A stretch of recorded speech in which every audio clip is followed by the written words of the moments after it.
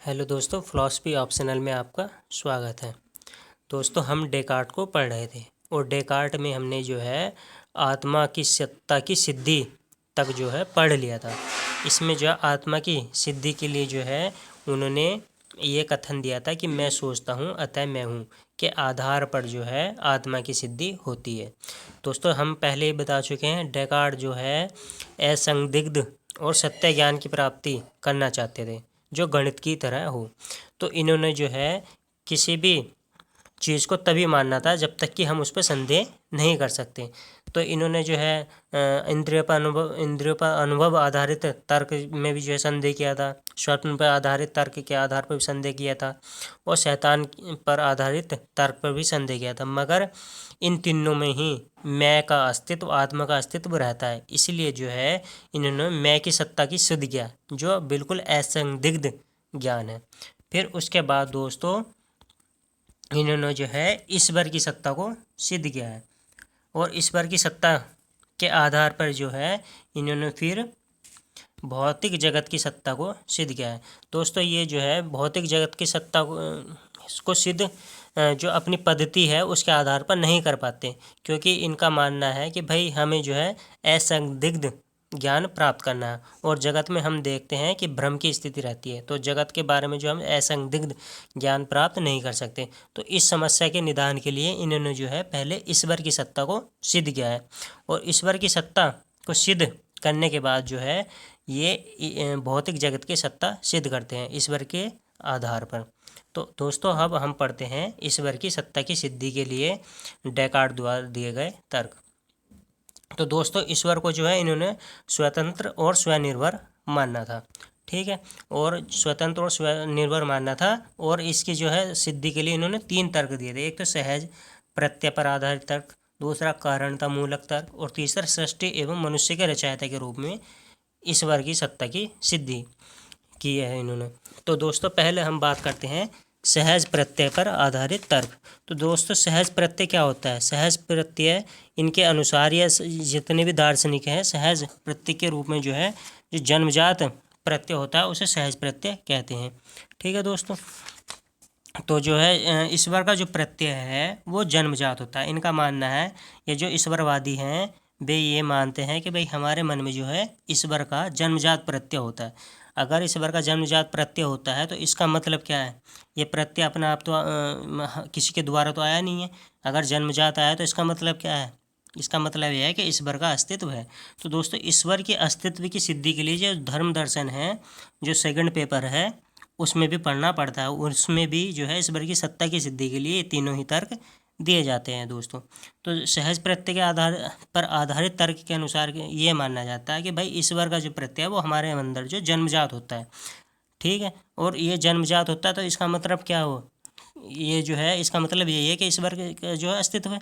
तो दोस्तों, ये जो प्रत्यय जो होते हैं सहज प्रत्यय होते हैं। एक काल्पनिक प्रत्यय होता है, एक आकस्मिक प्रत्यय होता है। सहज प्रत्यय वो होता है जो जन्मजात होता है, काल्पनिक प्रत्यय वो होता है जो हम कल्पना से बनाते हैं, और आकस्मिक प्रत्यय वो होता है जो जब जो है इंद्रिय के जब बाह्य जगत में हमारा संपर्क होता है तब हमारा काल्पनिक प्रत्यय बनता है। मगर सहज प्रत्यय क्या है? ये जन्मजात है, ये हमारा द्वारा जो है बना हुआ नहीं है। तो इसका मतलब क्या है? ईश्वर का प्रत्यय जो है ये जन्मजात प्रत्यय ईश्वर के द्वारा ही आया होगा, इसलिए जो है ईश्वर का सत्ता है। फिर दूसरा दोस्तों, इन्होंने जो है कारणता मूलक तर्क दिया है। कारणता मूलक तर्क के आधार पर ये कहते हैं कि भाई हमारे मन में जो है ईश्वर का प्रत्यय और वो जन्मजात प्रत्यय है और वो जन्मजात पूर्ण है और जो है सर्वव्यापक प्रत्यय है। तो दोस्तों, मनुष्य जो है इस पूर्ण और सर्वज्ञ सत्ता का कारण नहीं हो प्रत्यय का कारण नहीं हो सकता, ठीक है। इसकी जो है इसका कारण तो कोई वही हो सकता है जो पूर्ण हो, सर्वज्ञ हो। तो जो पूर्ण है वो और सर्वज्ञ है वो क्या? ईश्वर है। इसलिए जो है हमारे मन में जो है जो ईश्वर का जन्मजात प्रत्यय है उसका कारण क्या है? ईश्वर है। इससे सिद्ध होता है कि भाई ईश्वर की सत्ता है। फिर तीसरे जो है इन्होंने दिया है सृष्टि एवं मनुष्य के रचयिता के रूप में ईश्वर। कहने का मतलब इनका ये है कि भाई हम जब जगत को देखते हैं, जगत की तरफ जो दृष्टिपात करते हैं तो हम इसमें क्या देखते हैं? इसमें जो व्यवस्था होती है ये जो है इतना विशाल है, तो इसे जब बनाने वाली कोई विशाल पूर्ण सर्वज्ञ सत्ता होनी चाहिए। अब मनुष्य तो इसका कारण नहीं हो सकता, क्योंकि मनुष्य क्या? ससीम है, वो पूर्ण नहीं है, वो सर्वज्ञ नहीं है। तो इस पूर्ण और सर्वज्ञ जगत के निर्माण के लिए पूर्ण सर्वज्ञ सत्ता होनी चाहिए, और वो पूर्ण और सर्वज्ञ सत्ता ईश्वर ही हो सकती है, क्योंकि ईश्वर ही पूर्ण है और सर्वज्ञ है। तो इन 3 तर्क के आधार पर दोस्तों इन्होंने जो है इसके क्या कहते हैं, ईश्वर की जो है सत्ता को सिद्ध किया है दोस्तों। ठीक है, अब ईश्वर की सत्ता सिद्ध करने के बाद जो है इन्होंने कुछ ईश्वर के स्वरूप भी बताए हैं, कि इन्होंने कहा है ईश्वर जो सर्वोच्च है, ईश्वर परिपूर्ण है, ईश्वर प्रकाशमान है, स्वयं प्रकाशित होता है। तो ध्यान रखना दोस्तों, इन्होंने जो है आत्मा की सिद्धि की है, और आत्मा की सिद्धि के आधार पर इन्होंने पाया कि भाई हमारे पास आत्मा है जिससे हम जो है ज्ञान प्राप्त कर सकते हैं, क्या असंदिग्ध है। तो इस आधार पर जो है आत्मा की सिद्धि के आधार पर इन्होंने बताया कि भाई हम ईश्वर की सत्ता को भी सिद्ध कर सकते हैं, और इसके लिए जो है इन्होंने सहज प्रत्यय पर आधारित तर्क, कारणता मूलक तर्क और सृष्टि मूलक तर्क दिए हैं। ठीक है, अब जब ईश्वर की सत्ता इन्होंने प्रूव कर दी, तो फिर इसके आधार पर जो है इन्होंने दोस्तों भौतिक जगत की सत्ता सिद्ध कर दी, क्योंकि अब इनके लिए जो है आसान हो गया, क्योंकि दोस्तों ये क्या वैज्ञानिक थे, तो वैज्ञानिक थे तो वैज्ञानिक के लिए तो भौतिक जगत बहुत ज़्यादा इंपॉर्टेंस रखता है, मगर उनकी पद्धति क्या थी कि सत्यता को तब तक स्वीकार नहीं करना चाहिए जब तक उस पर हम संदेह कर सकते हैं। अगर इस पद्धति के आधार पर डेकार्ट चलते तो वे देखते कि भाई जगत में तो हम संदेह कर सकते हैं, तो इस आधार पर जो है जगत की सत्ता सिद्ध नहीं हो पाती। इस समस्या के समाधान के लिए इन्होंने पहले ईश्वर की सत्ता को सिद्ध किया।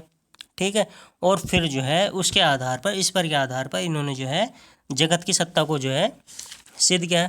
अब जगत की सत्ता की सिद्ध करने का क्या कैसे किया है वो हम अब देखते हैं दोस्तों। तो इन्होंने बताया कि भाई जगत क्या असीमित है, जगत असीमित है, इसमें जो है पूर्णता है। अगर ये जगत असीमित है और जो पूर्णता है, तो इसकी जो है बनाने वाला कोई ऐसा होना चाहिए जिसे इसकी जो जगत की पूरी जानकारी हो, पूर्ण समझ हो, वो असीमित बुद्धि होनी चाहिए। तो वो असीमित बुद्धि क्या बताई इन्होंने दोस्तों, वही असीमित बुद्धि ईश्वर है। इसीलिए जो है यह जगत किसने बनाया, ईश्वर ने बनाया है, और ईश्वर का जो बनाया जगत है वो सत्य है।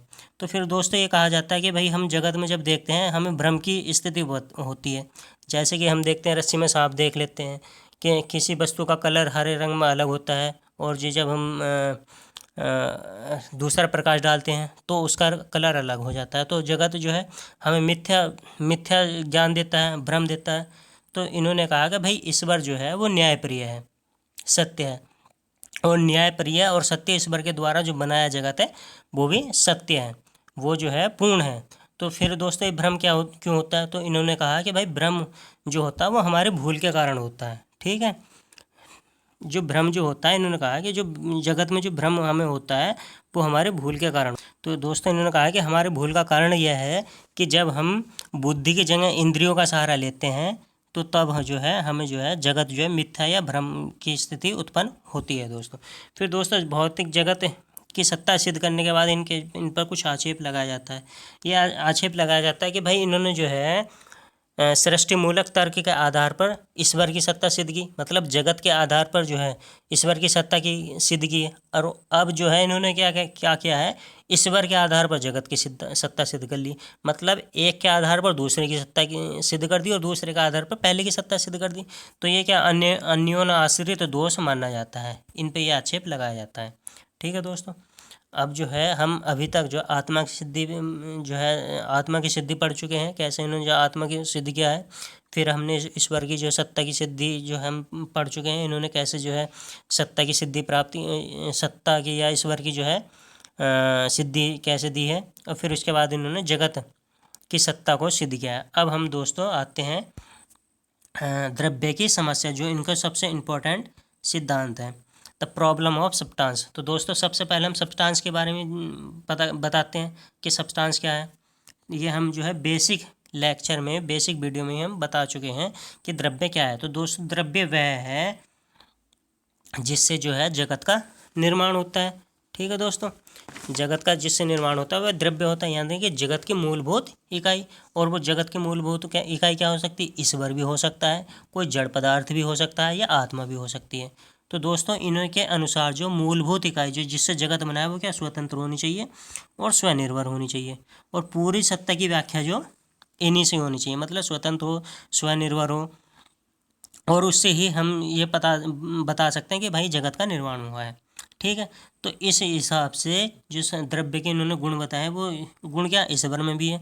ईश्वर क्या स्वनिर्मित है, स्वतंत्र है, इसलिए जो है इनका मानना है कि भाई जगत का जो निर्माता होना चाहिए वो स्वतंत्र स्वनिर्भर होना चाहिए, तो वो क्या है, ईश्वर है। तो इस हिसाब से इनके इनके हिसाब से जो है द्रव्य क्या बैठता है, ईश्वर बैठता है, क्योंकि ईश्वर जो स्वनिर्मित है और अपने अस्तित्व के लिए जो है उसे किसी की आवश्यकता नहीं है। मगर दोस्तों इन्होंने जो है ईश्वर को ही द्रव्य नहीं माना है, इन्होंने जो है दो द्रव्य को स्वीकार किया है। एक तो निरपेक्ष द्रव्य के रूप में ईश्वर को स्वीकार किया और सापेक्ष द्रव्य के रूप में जो है इन्होंने जड़ पदार्थ और चेतन आत्मा को स्वीकार किया है दोस्तों। ठीक है। तो इसके इनके हिसाब से जो है द्रव्य कितने हो गए, दो हो गए, इसलिए जो है ये द्वैतवादी कहलाए जाते हैं। ठीक है, क्योंकि इनमें जड़ पदार्थ और चेतन आत्मा को स्वीकार किया है। अब दोस्तों हम पढ़ते हैं जड़ पदार्थ और चेतन आत्मा, जो द्वैतवाद है वो क्या है इसमें। तो दोस्तों इन्होंने जड़ पदार्थ को जो है मानना है, वो उसे मानना है जिससे जो है सारे भौतिक जगत की व्याख्या हो सके, जिससे जो है हमारा भौतिक जगत बना है वो उसे जो है जड़ पदार्थ इन्होंने स्वीकार किया है। तो दोस्तों इस जड़ पदार्थ का इन्होंने जो मूलभूत गुण जो है विस्तार मानना है। विस्तार के अंतर्गत लंबाई आती है, चौड़ाई आती है, और लंबाई चौड़ाई और विस्तार कहाँ है, ये देश काल में, तो इसे जो है ये देश काल में मानते हैं। इन्होंने दोस्तों जड़ पदार्थ का गुण जो है रंगगंध या स्वाद को नहीं मानना है, विस्तार को मानना है दोस्तों। ठीक है। फिर इन्होंने जो है एक चेतन आत्मा को, इसे जो दोस्तों जड़ को जो बॉडी कहते हैं वे, ठीक है, और आत्मा को इसे माइंड कहते हैं। तो इन्होंने कहा कि भाई एक जो है जड़ पदार्थ है और एक है आत्मा। तो आत्मा से क्या करते हैं दोस्तों, आत्मा से क्या होता है, मानसिक जगत की जो जितने भी मानसिक जगत है उसकी व्याख्या हम आत्मा से कर सकते हैं। ये क्या दोस्तों, अभौतिक है, ये क्या, इसमें कोई विस्तार नहीं है, इसमें कोई विस्तार नहीं है, तो ये क्या देश काल के पर है। तो दोस्तों इन्होंने जो है हमें हमें पता चल गया कि इन्होंने जो है जगत की सत्ता सिद्ध कर दी है, ईश्वर की सत्ता सिद्ध कर दी है। फिर जो है तत्व मीमांसा के तहत जो है द्रव्य की समस्या आती है। इन्होंने जो दो द्रव्य को स्वीकार किया है, एक जो है निरपेक्ष द्रव्य ईश्वर को और एक सापेक्ष द्रव्य को स्वीकार किया। और सापेक्ष द्रव्य के अंतर्गत जो है वे जड़ पदार्थ और चेतन आत्मा को स्वीकार करते हैं। और जड़ पदार्थ के जो है इनका मूलभूत गुण ये बताते हैं कि ये विस्तार युक्त होते हैं और देश काल में होते हैं, इससे जो भौतिक जगत की व्याख्या होती है। एक दूसरा जो है इनमें तत्व मानना है वो चेतन आत्मा, जिसे ये माइंड कहते हैं। इससे क्या, माइंड से क्या होता है, सारे जो मानसिक जगत है उसकी व्याख्या होती है, और ये देश काल से पर है, ये क्या है, अभौतिक है। ठीक है दोस्तों। तो इस द्वैतवाद की सिद्धि के लिए जो है इन्होंने कुछ तर्क दिए हैं। अब भी हम तर्क देख लेते हैं दोस्तों। ठीक है। तो पहला तर्क जो दोस्तों है अनुभव पर आधारित तर्क। ठीक है। अनुभव पर आधारित तर्क में क्या कहते हैं कि हम देखते हैं कि दोस्तों जो इन्होंने बताया है कि अनुभव पर आधारित तर्क में ये बताया है कि जब हम अनुभव करते हैं तो हम देखते हैं कि हमें जो है आत्मा का अलग अनुभव होता है और जड़ पदार्थ का अलग अनुभव होता है। दोनों जो है एक दूसरे से पृथक है, इसलिए जो है जड़ और आत्मा जो है दोनों अलग अलग सत्ता है, अनुभव पर आधारित तर्क। ठीक है दोस्तों। हम जैसे भी जब हम अपने सामान्य व्यवहार में देखते हैं कि चेतन अलग चीज़ दिखाई देती है और जड़ पदार्थ अलग दिखाई देते हैं, इसलिए जो है अनुभव पर आधारित तर्क के आधार पर जो है वे जड़ और आत्म तत्व की जो है अलग अलग सत्ता सिद्ध करते हैं। फिर दूसरा तर्क दोस्तों इन्होंने सामान्य बोलचाल पर आधारित तर्क दिया है। तो दोस्तों इसमें ये कहते हैं कि भाई हम जब सामान्य बातचीत करते हैं तो उसमें ये कभी नहीं कहते हैं कि पर्वत ने सोचा है, या हम ये कभी नहीं कहते कि मेरी कल्पना इतनी लंबी है। हम सामान्य बोलचाल में भी कहते हैं कि भाई सोनू वहाँ है, मैं यहाँ हूँ। हम ये नहीं कहते कि भाई पहाड़ वहाँ जा रहा है, या पहाड़ सोच रहा है, या पहाड़ बोल रहा है। तो इस आधार पर सिद्ध होता है कि भाई जड़ पदार्थ अलग है और आत्म तत्व या आत्मा अलग है, सामान्य बोलचाल पर भी। फिर दोस्तों इन्होंने तीसरा एक तर्क और दिया है, वो दिया है कि एक दूसरे में हम परिवर्तित नहीं कर सकते, जड़ को चेतन में परिवर्तित नहीं कर सकते, या चेतन को जड़ में परिवर्तित नहीं कर सकते। हम ये नहीं कह सकते कि भाई पदार्थ जो है बोलने लग गया है और जड़ पदार्थ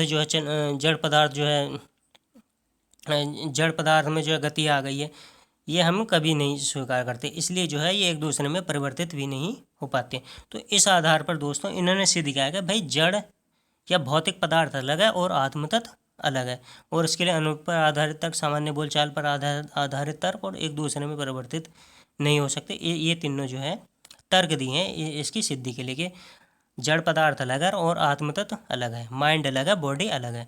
माइंड जो है वो क्या, उसमें विस्तार नहीं है और बॉडी में विस्तार है दोस्तों। फिर दोस्तों जब दोनों का स्वरूप अलग है, दोनों का जो है स्वरूप अलग है, एक विस्तार युक्त है, एक विस्तार से बिल्कुल जो है हीन है, तो फिर दोस्तों इनमें से जो है संबंध कैसे स्थापित होता है। तो इस समस्या को ही जो है द्रव्य की समस्या कहते हैं। और इसके समाधान के लिए जो है ये क्रिया प्रतिक्रियावाद का सिद्धांत देते। तो दोस्तों क्रिया प्रतिक्रिया सिद्धांत इन्होंने जो द्रव्य की समस्या के समाधान के लिए दिया है। अब पहले क्वेश्चन ये होता है कि द्रव्य की समस्या क्या है दोस्तों। तो द्रव्य की समस्या ये है कि दोस्तों एक तो इन्होंने जो है मटीरियल पदार्थ मानना है, ठीक है, जड़ पदार्थ मानना है। इसका गुण क्या है, ये विस्तार है, विस्तार युक्त है। और इन्होंने एक आत्म तत्व मानना है, उसका गुण क्या है, विचार करना है। तो दोस्तों दोनों क्या है, एक दूसरे से पृथक है, एक दूसरे से अलग है, एक दूसरे का स्वतंत्र अस्तित्व। मगर इन दोनों में संबंध स्थापित कैसे होता है। हम जब माइंड में विचार आता है तो हम कैसे हाथ से लिखने लग जाते हैं, और जब पैर में कांटा चुभता है तो हमें दर्द जो है माइंड में कैसे होता है। ये तो दोनों अलग अलग है, इनमें संबंध कैसे स्थापित होता है। तो इसी समस्या के समाधान के लिए जो है इन्होंने क्रिया प्रतिक्रियावाद का सिद्धांत दिया है दोस्तों। ठीक है, ये हम बता दें कि भाई शरीर क्या है, ये बॉडी है, ये क्या है, भौतिक पदार्थ है। शरीर और भौतिक पदार्थ दोनों को जो है एक ही मानते हैं, मतलब नाम जो है इनका एक ही है।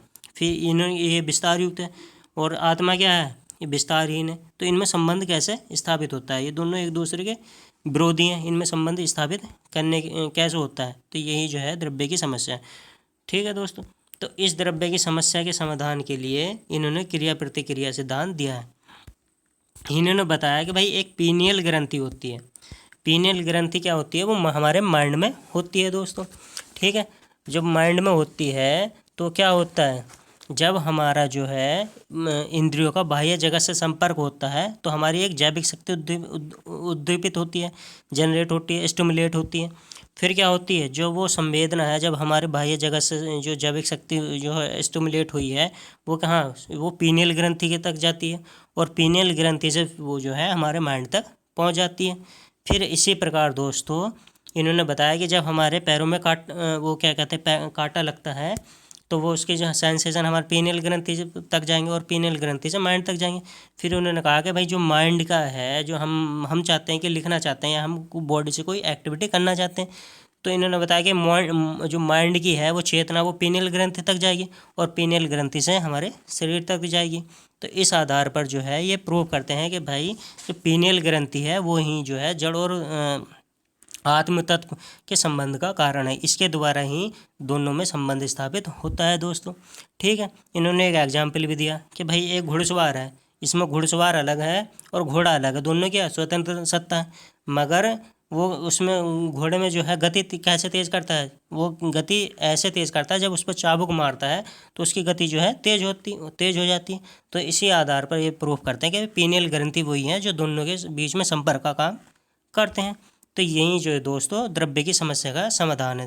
द्रव्य की समस्या यह है कि भाई एक तो विस्तार युक्त है, एक विस्तार से बिल्कुल अलग है। तो फिर इन दोनों में संबंध कैसे स्थापित होता है, इसके लिए इन्हें क्रिया प्रतिक्रिया का सिद्धांत दिया, जिसमें पीनियल ग्रंथि को मानना।